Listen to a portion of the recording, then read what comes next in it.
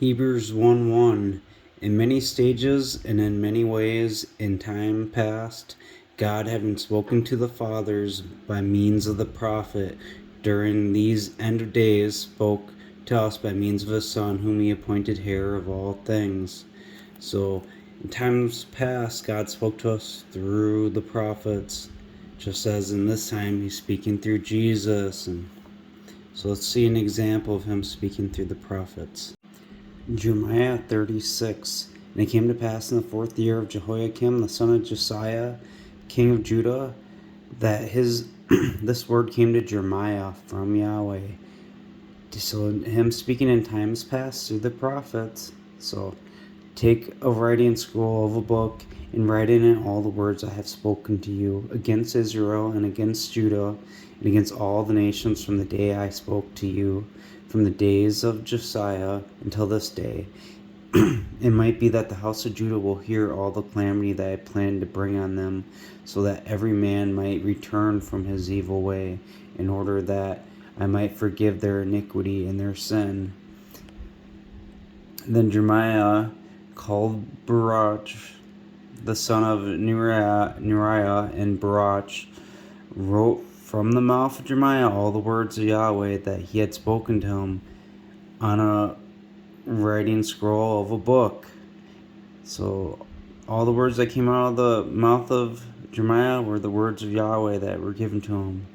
And Jeremiah commanded Baruch, saying, I'm locked up, I cannot go into the house of Yahweh. Therefore you go and read from the writing scroll that you have written from my mouth the words of Yahweh. So see, Jeremiah speaking to him, like I said, it's those are the words of Yahweh, because he's his voice at this time. He's the messenger of his presence at this time. So the words of Yahweh in the ears of the people of the house of Yahweh on a fast day, and also read them in the ears of all Judah. House of Yahweh and then Judah, he kind of put a little distinction between the two there, but who came out of their towns. It might be that they will present their requests before Yahweh, and every man will turn from his evil way, for mighty is the anger and the fury that Yahweh has pronounced against this people, against Judah. And Baruch, the son of Neriah, did in keeping with everything the prophet Jeremiah commanded, reading from the book the words of Yahweh in the house of Yahweh. See that? Those words of Jeremiah? He called them the words of Yahweh, because he was that voice of Yahweh. And it came to pass in the 5th year of Jehoiakim, the son of Josiah, king of Judah, in the 9th month they proclaimed a fast before Yahweh for all the people in Jerusalem, and to all the people who came to Jerusalem from the towns of Judah. Then Baruch read from the book the words of Jeremiah in the house of Yahweh. And those words of Jeremiah, look at that, just before it was called the words of Yahweh, because these are what he had him to write down. And if you just read through this chapter, I mean, you find, them telling him to burn those, that scroll, I believe. Let me see if I can find it. Yeah, right here, verse 28. So, or I'll start in 27. Then the word of Yahweh came to Jeremiah after the king had burned the scroll, the words that Baruch wrote from the mouth of Jeremiah. So he had them burned, saying, take another scroll and write in it all the former words that were in the first scroll that Jehoiakim, the king of Judah, has burned. So, and you shall say this to Jehoiakim, king of Judah, Yahweh says this, you have burned the scroll, saying, why have you written in it that the king of Babylon will certainly come and destroy this land and cause man and animal to cease from there. And so yeah, concerning king of Judah, so nobody will sit in the throne of David, and the dead body will be thrown out in the day. So where is it? Right now, check this out right here, verse 32. This one's a good one. Then Jeremiah took another scroll and gave it to the scribe Baruch, and the son of Neriah, who wrote in it from the mouth of Jeremiah all the words of the book of Jehoiakim, king of Judah. So He's having him do the same thing he was doing, where Jeremiah tells him something, which he's that voice of Yahweh, and he's writing it down. Initially, that Jehoiakim, that king of Judah, they burnt it because they didn't want to hear from it. But now look, they're going to change their tactic. The king of Judah had burned in the fire, so and many similar words besides them were added. Those many similar words besides them being those words that Jeremiah, the voice of Yahweh, spoke to Baruch to write down, words were added to him. Oh, by Judah! Look, Jehoram, king of Judah, had him burn him, and now there's words added. You think Judah's involved in that conspiracy? Let's see Jeremiah 8. Jeremiah 8, look, speaking of the bones of the kings of Judah and the inhabitants of Jerusalem out of their graves, they will neither be gathered nor buried. They will be as dung on the face of the earth, and death will be chosen rather than life by the rest of those who remain from this evil family, who remain in all the places where I have driven them. You get down to verse 8. How can you say we are wise, and the law of Yahweh is with us? Look, the lying pen of the scribes has certainly worked deceit. The wise are ashamed, they are dismayed and captured. Look, they have rejected the word of Yahweh, yet what wisdom is in them? You get to chapter 17, and just confirms the stuff that I said, how they added to the word, and then you got Judah in the context of lying pen of the scribes. Jeremiah 17, the sin of Judah is inscribed with a pen of iron, with the point of a diamond, carved on the tablet of their heart and on the horns of your altars. Because they lied, they added to the word, just like it says in Jeremiah 36 and in Jeremiah 8. Judah is guilty. Iron doesn't mix with clay. Look, the ones that are going to believe the chosen one. Blessed is the man who trusts in Yahweh, whose confidence is Yahweh. He will be like a tree planted by waters. Trees are planted in clay. Iron doesn't mix with clay. There's one trust in Yahweh. You don't believe the lie of Judah. He will be like a tree planted by waters. Because look, a throne glorious and high from the beginning is the place of our sanctuary, Yahweh. Mikvah Israel, it's hope of Israel. All who forsake you will be ashamed. Those who depart from you will be written in the ground, because they have forsaken Yahweh, the fountains of living waters. It's like Jesus said, the scroll that was written on me, it says, out of my belly will flow living waters. And then it goes on to say, he spoke this concerning another spirit, because the Holy Spirit had not yet come yet. So we're going to see some of the things that were written to Judah, but like right here, Jeremiah 7:34, then it will cause to cease from the towns of Judah, from the streets of Jerusalem, and the voice of mirth, and the voice of gladness, the voice of the bridegroom, and the voice of the bride, for the land will be desolate. See Revelation 18:23, it talks about the voice of the bridegroom, and the voice of the bride being removed from, that mystery of Babylon. But right here, 9:1. Oh, that my head were waters and my eyes were fountains of tears, so that I might cry day and night for the slain of the daughter of my people. Oh, that I had in the wilderness a lodging place of wayfaring men, so that I might leave my people and go from there. And it's funny too, because even throughout all this, he still goes to Judah and offers them, to repent and stuff. And we do see that, they'll get scattered when they come, when it comes time to, destroy Jerusalem. But there's going to be some that are going to eventually kind of come back, and they're going to bow down and all that. So, and they're going to be in there throughout the day. But for they are all adulterers, an assembly of treacherous men. They bend their tongues, their bow is false, but they are not strengthened for the truth on earth. For they proceed from evil to evil, and they do not know me, declares Yahweh. Everyone is weary of his friend, and does not trust in any brother, for every brother will deceive, and every neighbor will walk with slanders, and everyone will deceive his neighbor, and the truth they will not speak. They have taught their tongue to speak lies. They weary themselves with committing iniquity. Your home is among deceit. Through deceit they refuse to know me. Not going to trust the voice either. They're the sons of pride. But therefore, Yahweh Sabaoth says this, as you will see, I will refine them and test them. For how else should I deal with the daughter of my people? Their tongue is a murdering arrow. And it also says of Judah too how they taught their ways to wicked women in Jeremiah 2. And we know that they teach it to Israel. It even says in Kings that in the book of Kings how they wrote the statutes that they wrote. But I forget the exact chapter, but so their tongue is a murdering arrow. It speaks deceit. One speaks peaceably to his neighbor, but with his mouth, but in his heart he lays his ambush. And that's how we got some people today too. Just like in Jesus' time, think like the deceit they were doing, and with the money changers, and Jesus flipped the table on them. I think they were probably like, "Oh, how rude of you!" And and he knows that inside they're wicked, but yet they come off as righteous to other people, and that's how we got people today too. They'll put on a good show and say the right words, but are they gonna listen to the voice or this message? No, because the sin of Judah is written on their heart. They love the evil.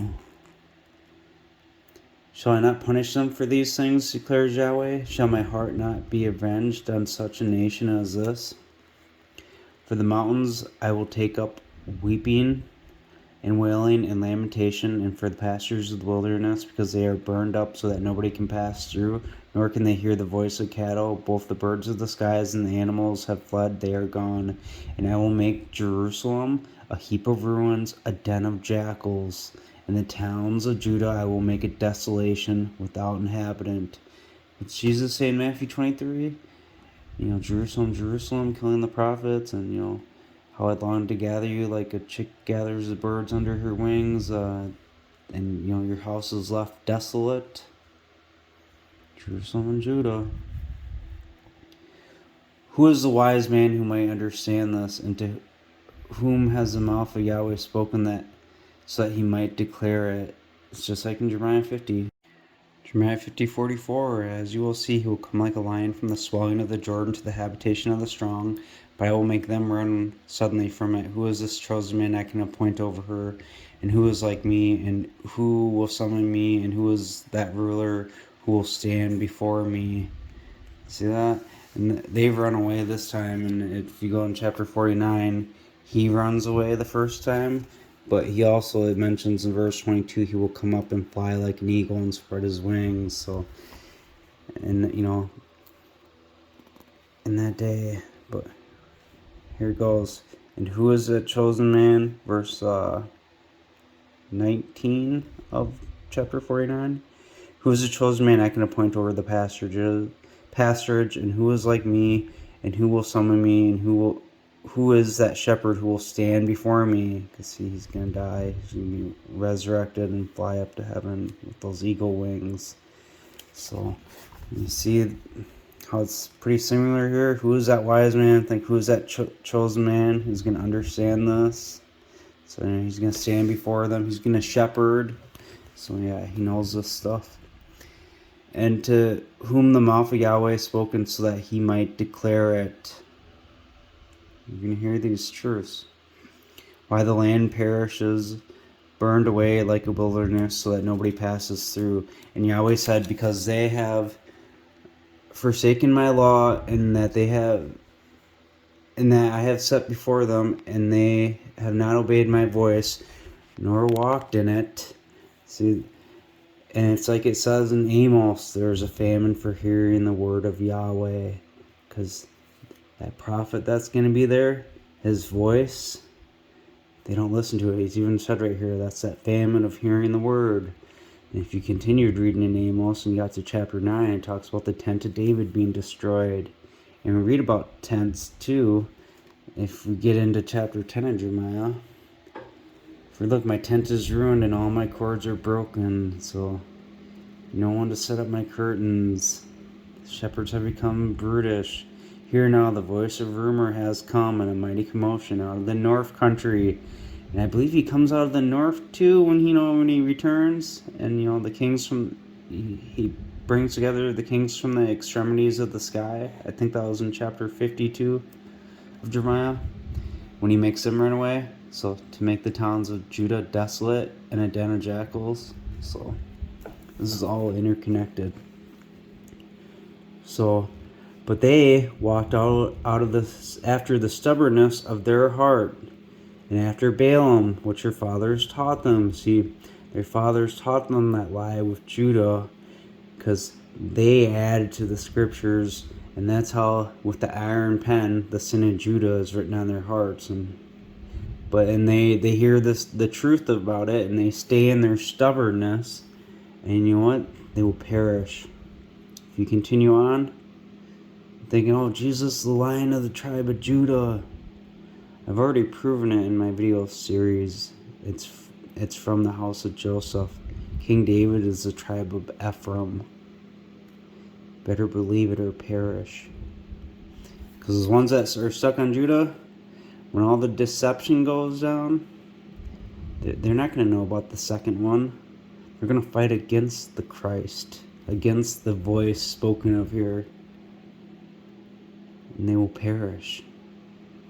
These words I'm telling you, it's life. This is the way it's going to happen. Therefore Yahweh Sabaoth says this, Elohim of Israel, see now, I will feed them, this people, with wormwood. Those ones that aren't listening. So Revelation 8:1, and when he opened the seventh seal, silence arose in heaven for about a half an hour. So you got the seven messengers standing before God, and this is more symbolic, but this is already at the return. Like, you're not going to literally see like angels flying with wings up there flying. This is messengers. This is already at the return.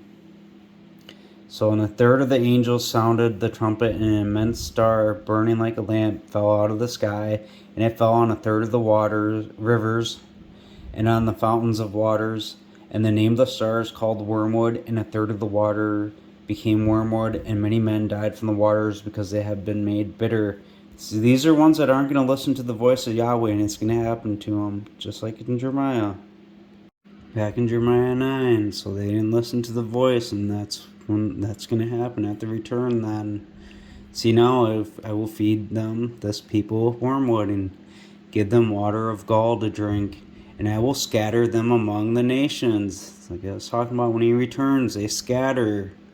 As he first goes away, and that's at 1260 days. That's that Revelation 12 sign. And because he first runs away, he's given the wings of the eagle, and then he comes back, and they scatter. Just like I was showing you there with the seventh seal and what we read in Revelation 8. So, whom neither they nor their fathers have known, and I will send a sword after them until I have consumed them. Yahweh Sabaoth says this, consider carefully and call for the wailing women so that they might come, and send for the wise women so that they might come, and let them hurry and take up a wailing for us so that our eyes might run down with tears and our eyelids gush out with waters. For the voice of wailing is heard out of Zion. How are we spoiled? We are utterly confounded. And when you hear about Zion, think of Revelation 14, standing on Mount Zion, and it's the tribes of Israel. See Revelation 14, and I looked, and there was a lamb standing on Mount Zion with him, 144,000 in number, having his own name and the name of his father written on their foreheads. And I heard a voice out of heaven. See that 144,000? They're the sealed ones that listen to his voice. And if you go to chapter 7, you hear the 144,000 sealed out of the sons of Israel. And you got the tribe of Judah mentioned in there, but check it out. You got Manasseh, and then you got Joseph mentioned there. But Joseph, that would be Manasseh and Ephraim, right? There's something fishy going on here. Did Joseph really say Dan, possibly? And then the top said Ephraim? Because look, remember what we read? That they're not going to be gathered from Judah, so that has to deal with the prophecy of in that day.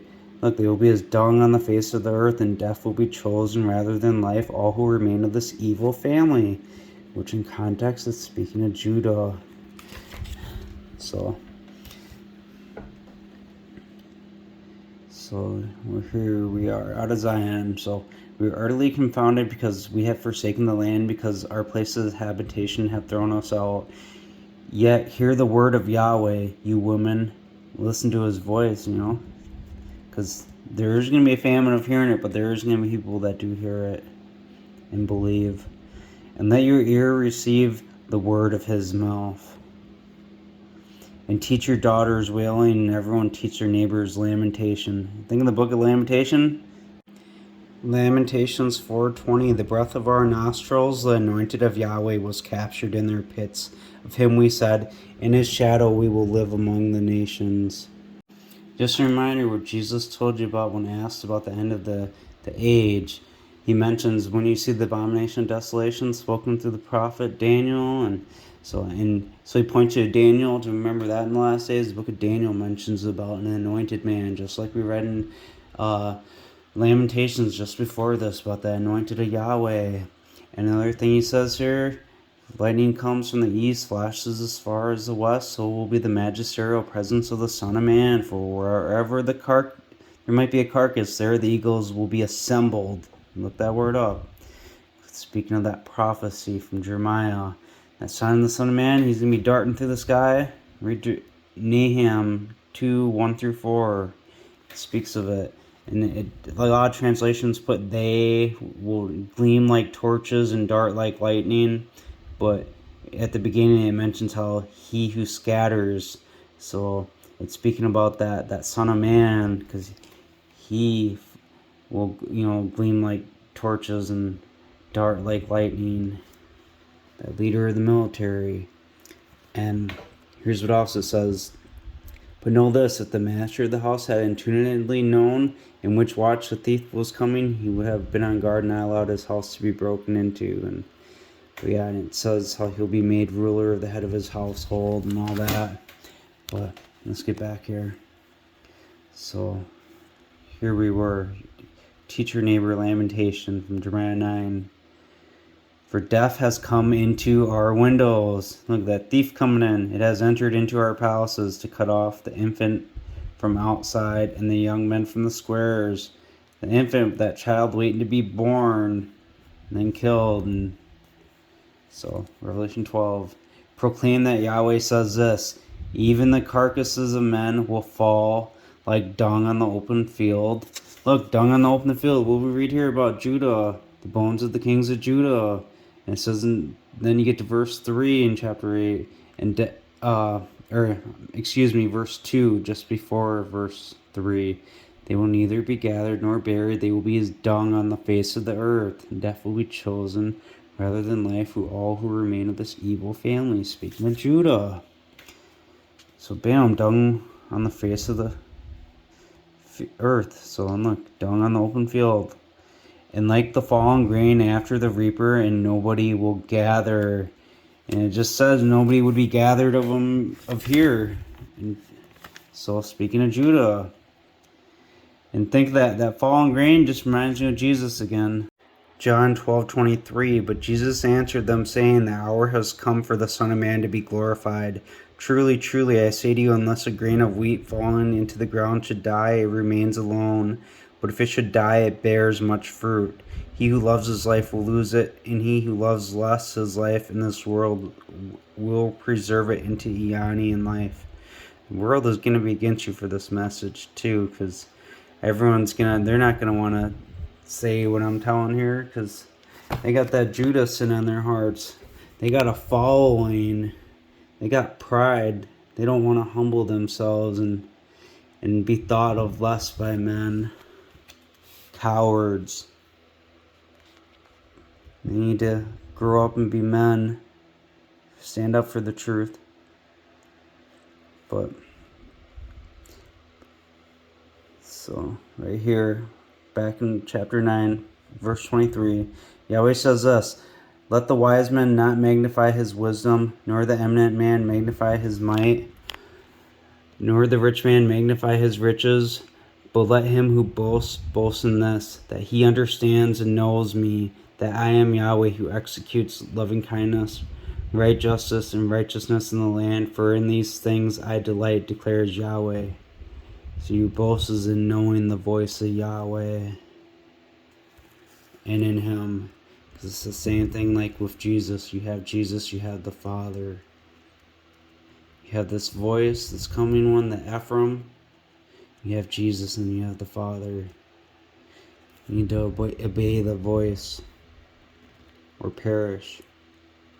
Watch, the days are coming, declares Yahweh, when I will punish all the circumcised in foreskin, Egypt and Judah and Edom and the sons of Ammon and Moab, and all in the utmost corners who live in the wilderness. Look at that. They're going to be, gathering from the four corners of the earth. And at that same time, that's when those punishments are coming down. Judah's mentioned in there. It's just like when the voice of the bride and the bridegroom being gone, and what it says in Revelation 18:23. People have Judah written on their hearts because of the lies they've added in the word. So, for the nations are uncircumcised, and the house of Israel are uncircumcised in heart. And yeah, even the house of Israel, the ones in there that aren't believing this message, they're going to get it too. You need to trust the voice. Harden not your hearts, like it says in Hebrews. See, they try to say that the covenant's already been made, because it says, I'll put my law in their inward parts and write it on their inward parts, and I will be their Elohim, and they will be my people. And no more will he teach his neighbor and every man his brother, saying, Know Yahweh, for they will all know me, from the least of them to the most eminent of them, declares Yahweh. And they're still saying, Know Yahweh, because he's speaking about his temple, the place where he's going to inhabit, that one from Genesis 28. And you see here, Jeremiah 32, verse 37, as you will see, I will gather them out of all the countries where I have driven them in my anger and in my fury and in immense anger, and I will bring them back to this place to settle down back in that land. And they will be my people, and I will be their Elohim, and I will give them one heart and one way, so that they might revere me all the days for the good of them and for their sons after them. And I will cut an age-enduring covenant with them. See, that covenant's not getting put in them until they're gathered. It even tells you right here. So, ones that saying it's already written on their heart, bull crap, because the sin of Judah is written on their heart. The pen of iron with a point of a diamond. If you don't listen to the voice, you're done for. You can say it's written on your heart, but if you don't love the voice, you're going to perish. So I will not turn away from them and to do them good, but I will put reverence of me in their hearts, so that they may not depart from me. So yes, I will rejoice over them and do them good, and I will most assuredly plant them in this land, and with my whole heart and with my whole being. So there was an important message Hebrew was getting to, and talking about in times past how God spoke through the prophets, and then through his son, and then all of a sudden you get him talking about Moses and saying, today if you hear his voice, harden not your hearts, as in the day of rebellion in the wilderness. They put him to the test, and yeah, people got killed there that didn't listen to the messenger of his presence, Moses. And then look, he says, they will not enter into my rest. He warns them. And look, he says it again, today, if you hear his voice, do not harden your hearts as in the rebellion. Get into chapter 4, he's still talking about the same stuff. As I swore in my indignation, they will not enter into my rest. And then again, they shall not enter into my rest. Oh, get down here again, today, if you hear his voice, harden not your hearts. For Joshua caused them the rest, and look, consequently, there remains a Sabbath rest for the people of God. There's one coming.